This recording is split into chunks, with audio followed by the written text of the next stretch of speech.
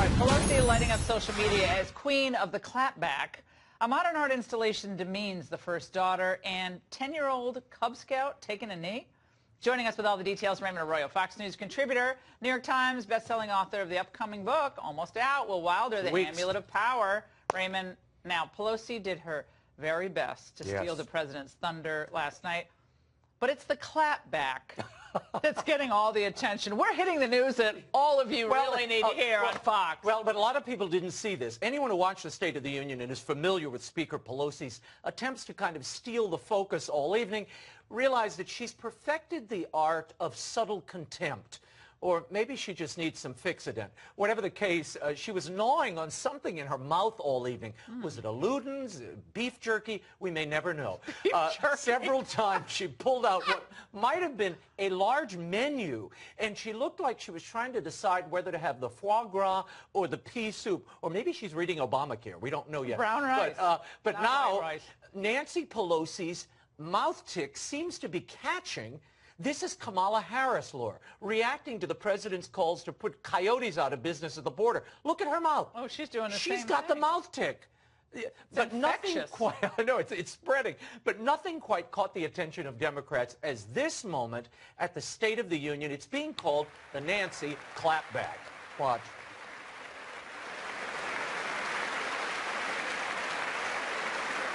It's kind of this, you see, it's this extended shoulders up.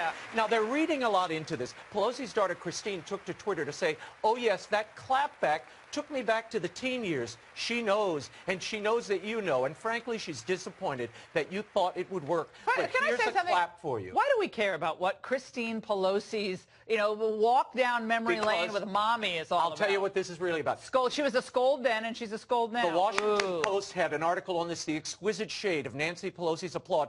This is Democrats desperate for something good on a good night for the president. And let me tell you, the other point here, when Stacey Abrams is your mouthpiece, Nancy Pelosi clapping seems like Maria Callas in the last act of Tosca, okay? They're looking for help. They're looking for something they can, a bit of performance art they can latch on to. By the way, I couldn't sleep last night. We were up so late during the show, and I kept thinking of that commercial.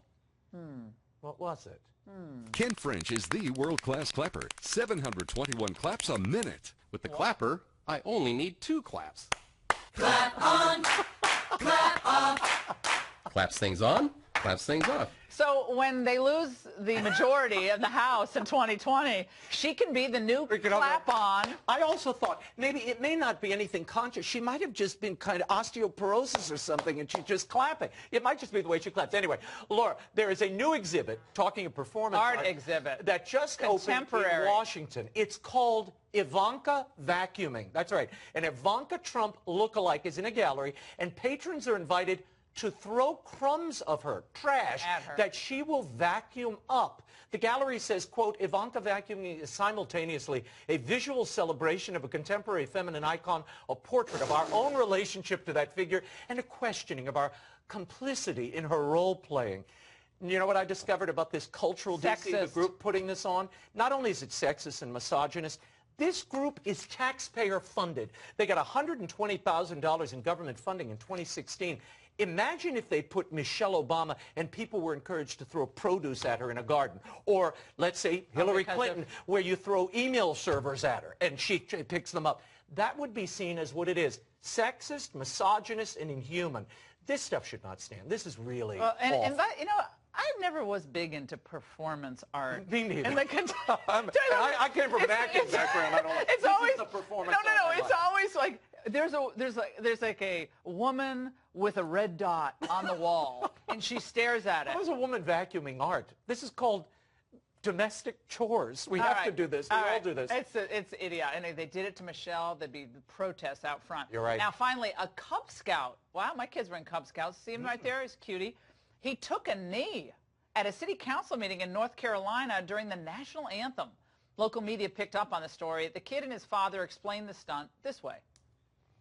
What I did was took a knee against racial discrimination, which is basically what people are mean to other people of different colors. When he did it, I was really surprised and also really proud of him.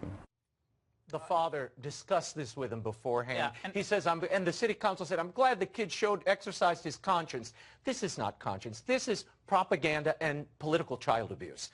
I'm sorry. Using the kid, kids like he's that. not an NFL player. No reason for him to kneel. If he wants to protest, go help poor people. Or better yet, take your Cub Scout troop, go to the inner city and help people out there. They do if you're worried about racism. Yeah, well, the thing is, do more I think of a it. lot of veterans I saw commenting Oh, yeah. on the They were local not happy. A lot of the veterans, like I was in Eagle Scouts saying, our whole thing is patriotism. Right. Patriotism and service to others. Yeah. And look, Daddy had Daddy is like using a little pawn there. I don't like that. Sad. That's sad. So are they closer to a deal on border security? No less than Nancy Pelosi hinting at that. Let's get a sense from James Clyburn of the beautiful state of South Carolina. He's number 3 in House leadership, the majority whip. Sir, very good to have you. Thank you. Thank you so much for having me back. All right, let me get a sense from you. Where do you think we stand? What was Nancy Pelosi talking about when she was sending these signals? What is she looking at?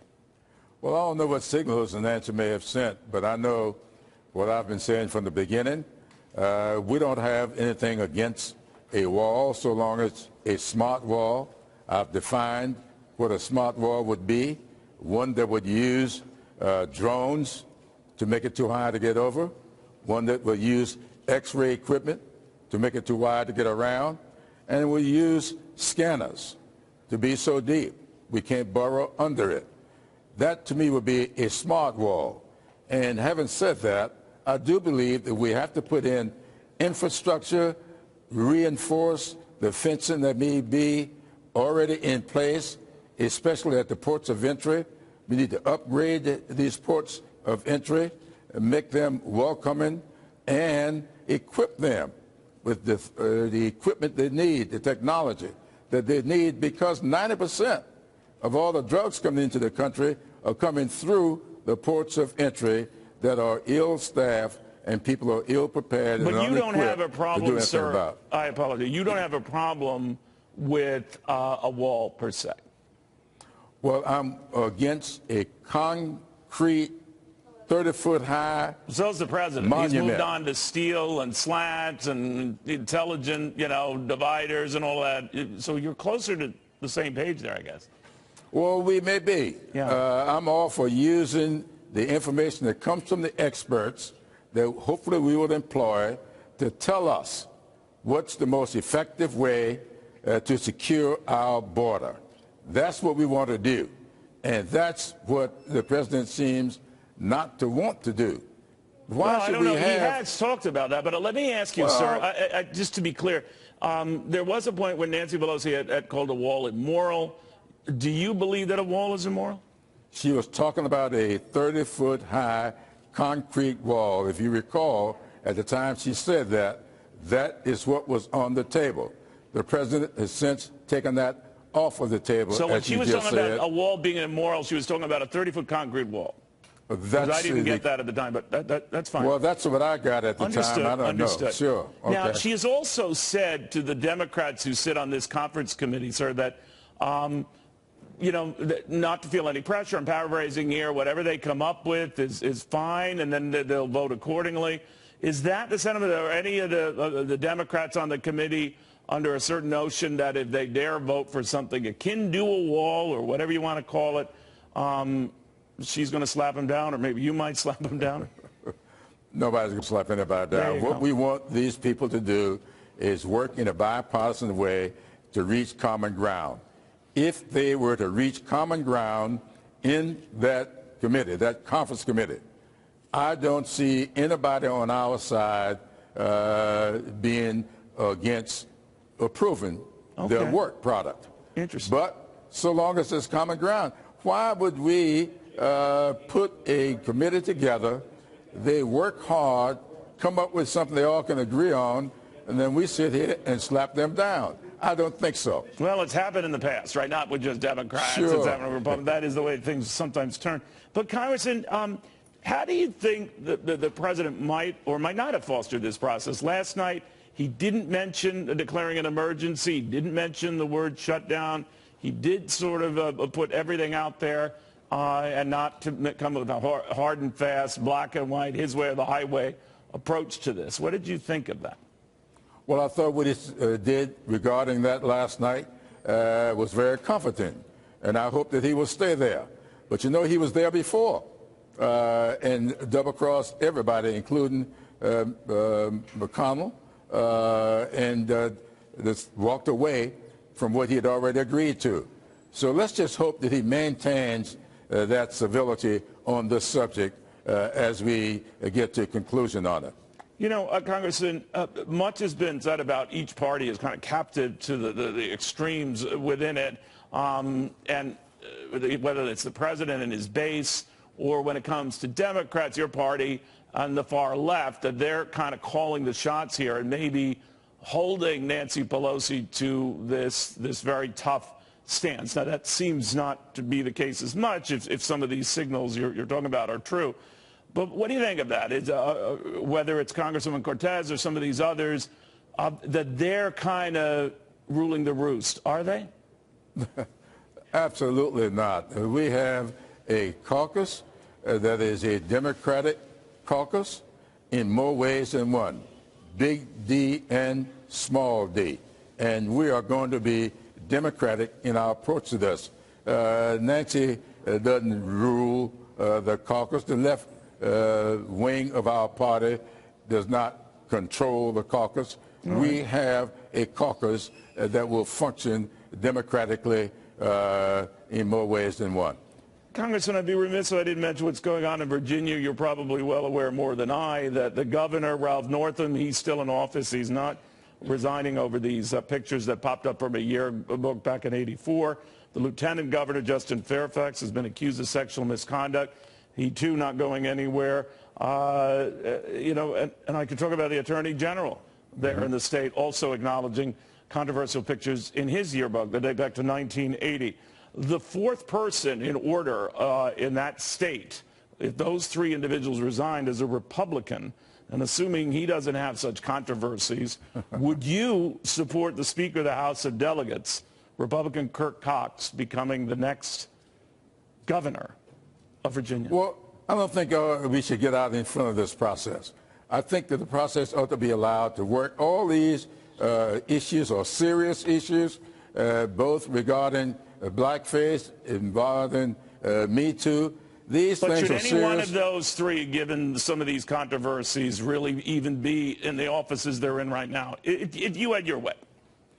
Look, the controversy is always going to be there. Right. I don't know how much you know about my background, but I spent almost 18 years supervising the investigation of these kinds of allegations at the state level in South Carolina. I did it for 4 governors, 2 Democrats and 2 Republicans. So I know how these things work.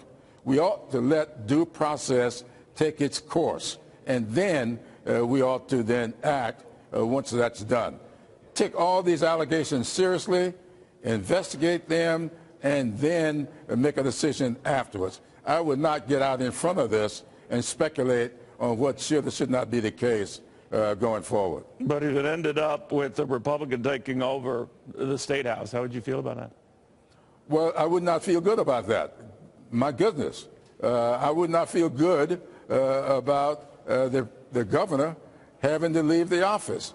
But I think it is something that he should consider doing for the party's sake. And I would not feel good if Justin Fairfax were not given due process as it relates to the charges regarding him. So, or the allegations, I should call, regarding him. So I'm not going to feel good about any of this. But that's not what this is about, my getting to a good feeling place. I am all for the process working itself out. I have a massive amount of experience in this. Now, albeit I've been here for 26 years. And so that was the 18 years prior to my coming here. A lot of may have changed since then. Okay. But I don't believe due process has changed at all. All right. You got a lot of years. I didn't know you're so old. No, kidding. Well, I do. All right. Mr. Majority Whip, honor having you. Thank you, sir, very, very much. James Clyburn, the Democrat, beautiful state of South Carolina.